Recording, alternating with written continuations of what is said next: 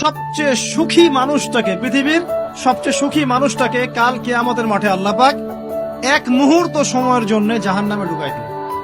কতটুকু সময়? এক মুহূর্ত। আল্লাহ পাক জানেন কতটুকু সময়। এরপর তাকে বের করে বলবেন, দুনিয়াতে সুখে ছিলাম? সে বলবে, আল্লাহ সুখ কি জিনিস আমি জানি না, সুখ কাকে বলে আমি জানি না, সুখ কি আমি সেটা জানি না। আল্লাহ সুখ কাকে বলে আমি সেটা জানি না।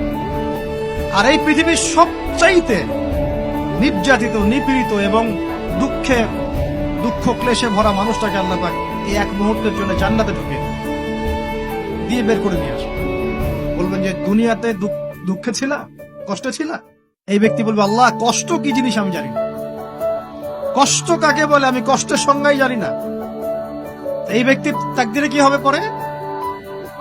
এই ব্যক্তি জান্নাতের আরফ নামক জায়গায় দাঁড়িয়ে থাকবে, চেহারাটা ঘুরিয়ে দেওয়া হবে জাহান্নামীদের দিকে। সে বলবে যে আল্লাহ চেহারাটা খালি আমাকে জান্নাতের দিকে ঘুরায় দাও, আমি জান্নাতে যেতে চাচ্ছি না, খালি চেহারাটা ঘুরায় দাও, বাস এনাফ। আল্লাহ বলবেন আর কিছু চাবো না তো? না, আর কিছু চাবো না। ঠিক আছে, চেহারা ঘুরাই দেব। এবার চেহারা জান্নাতের দিকে ঘুরে আসে, জান্নাতের ঘ্রাণ, জান্নাতের নেয়ামতের স্নিগ্ধতা সব পাচ্ছে সে। এবার বলছে আল্লাহ শুধু দরজার কাছে নিয়ে যেয়ে রেখে দাও, ঢুকতে চাবো না। আল্লাহ বলবেন যে এইবার কথা দিয়ে কথা রাখবা?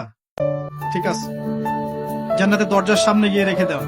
ও বেচারা দরজা ধরে দাঁড়ায় আছে, চিন্তা করবে, ও ভাববে, ওই সময় সে ভাববে, হাদিসে এত স্পেসিফিকলি আসছে, সে ভাববে যে আর কিভাবে আল্লাহকে বলবো, আল্লাহ তো এতদূর পর্যন্ত নিয়ে আসলেন।